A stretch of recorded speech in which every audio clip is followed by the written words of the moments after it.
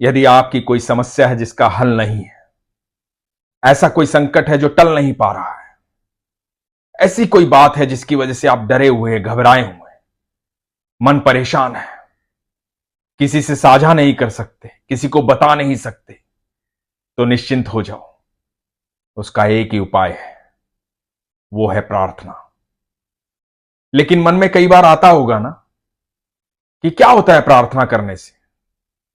सब लोग कहते हैं ईश्वर पर विश्वास रखो, क्या होता है विश्वास करने से? शंका होती होगी ना? तो यह प्रसंग बड़े ध्यान से सुनिएगा।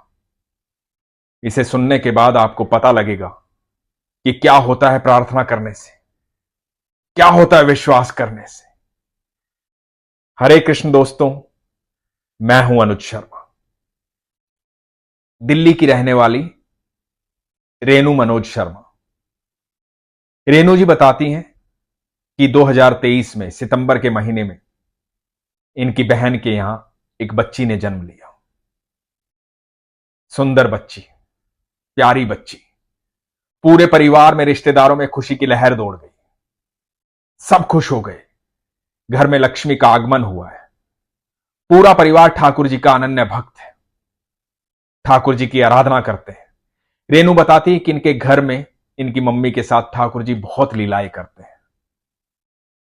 सारे परिवार में खुशी का माहौल था। बच्ची 3 महीने की हुई।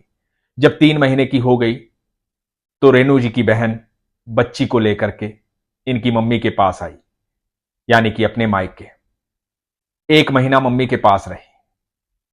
1 महीने बाद जब वापस अपने ससुराल गई तो वहां जाकर के बच्ची की तबीयत खराब हो गई। बच्ची की तबीयत खराब हो गई, बच्ची को कोल्ड हो गया, फीवर हो गया। तो लगा कि हल्की सी प्रॉब्लम है, डॉक्टर को दिखा लेते हैं। डॉक्टर से दवाई ली। डॉक्टर से दवाई ली, कोई असर नहीं हुआ। जब कोई असर नहीं हुआ तो दूसरे डॉक्टर को दिखाया, वहां से दवाई ली। 5 महीने की बच्ची है, छोटी सी प्यारी सी बच्ची है। दवाई का असर नहीं हो रहा है। बच्चे अनबोल होते हैं, अपनी समस्या बता नहीं पाते हैं। वो बच्ची भी बता नहीं पा रही थी कि तकलीफ क्या है। माता पिता को, सबको यही लग रहा था कि हल्का सा बुखार है, ठीक हो जाएगा, लेकिन ठीक नहीं हो रही थी। परिवार परेशान हो गया, दुखी हो गया। कई डॉक्टर्स के पास दिखाया, लेकिन समस्या का कोई हल नहीं था। ना समस्या का पता लग रहा था कि समस्या है क्या। पश्चिम बिहार में एक बड़े डॉक्टर के पास गए, वहां पर बच्ची को दिखाया। डॉक्टर ने बच्ची को चेक किया। अगले दिन बच्ची वेंटिलेटर पर चली गई। बच्ची की हालत ज्यादा खराब हो गई। डॉक्टर्स ने कहा कि सारे ऑर्गन्स अपनी जगह से हिले हुए हैं, सर्जरी करनी पड़ेगी। परिवार घबरा गया। नन्ही सी जान, उसकी सर्जरी करनी पड़ेगी। उसका खर्चा बताया 20 लाख रुपए। एक मध्यम वर्गीय परिवार के लिए 20 लाख रुपए थोड़े नहीं होते, बहुत ज्यादा होते हैं। परिवार की यह समस्या वो समस्या थी जिसका कोई हल नहीं था। परिवार डर गया। बड़ी हिम्मत करके अपनी बच्ची को हॉस्पिटल से लिया और सोचा कि किसी दूसरे हॉस्पिटल में दिखाएंगे। बच्ची को एम्बुलेंस में लिया। एम्बुलेंस में एक और डॉक्टर थे, उनकी देखरेख में बच्ची को दूसरे हॉस्पिटल ले जाने लगे। 2-3 जगह गए। कहीं इमरजेंसी वार्ड नहीं था, कहीं ऑक्सीजन नहीं थी, कहीं बेड खाली नहीं था, कहीं डॉक्टर नहीं था। परिवार घबराया हुआ था, समझ में नहीं आ रहा था क्या करें। पूरा परिवार ठाकुर जी का भक्त है, मन ही मन ठाकुर जी को याद कर रहे थे। एम्बुलेंस में ही बच्ची की हालत खराब हो गई। ऐसा लगा कि जैसे सांस रुक गई है, शरीर जो है वो सख्त हो गया है। एम्बुलेंस में बैठे डॉक्टर ने कहा कि हालत गंभीर है, मैं आपकी स्थिति समझ रहा हूं, एक और हॉस्पिटल है, आप अपनी तसल्ली के लिए वहां दिखा लीजिए। परिवार को तसल्ली थी नहीं, परिवार स्वीकार करने के लिए भी तैयार नहीं था कि बच्ची को कुछ हो जाए। सारे रिश्तेदार, सारा परिवार चिंता में था। डॉक्टर ने कहा कि कालकाजी में एक हॉस्पिटल है, वहां बच्ची को ले चलो। बच्ची को कालका जी के उस अस्पताल में लेकर गए।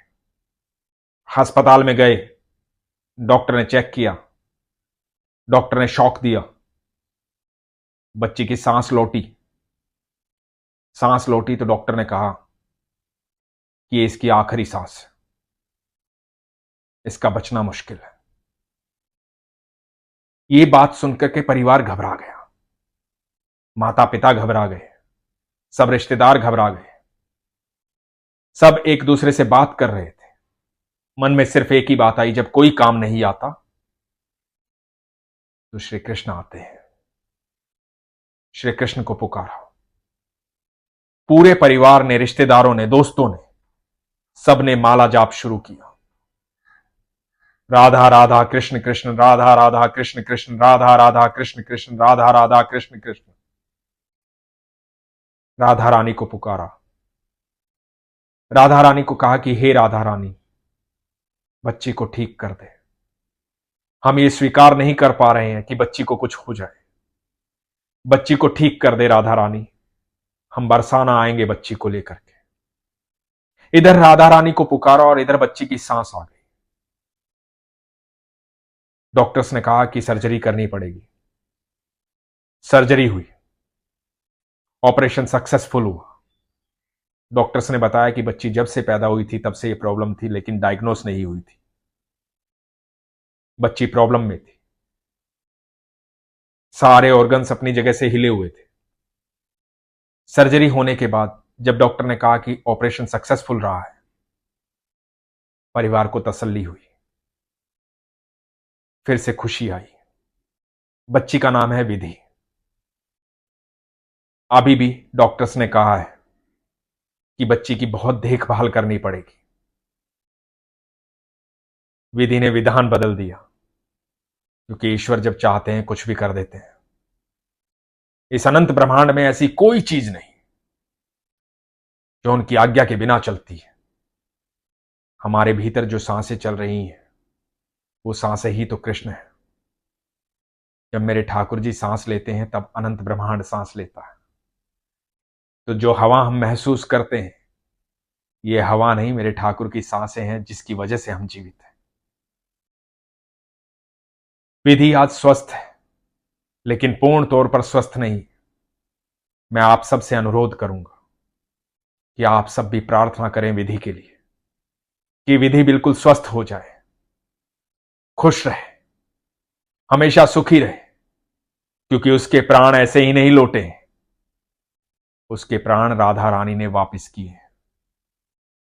वो फिर से जीवित हुई है, और उसके जीवित होने का कारण है मेरा पूर्ण विश्वास है कि राधा रानी जरूर उसे स्वस्थ रखेगी। मैं राधा रानी से प्रार्थना करता हूं कि वही हो जो तू चाहती है, वही हो जो सबके लिए बेहतर हो।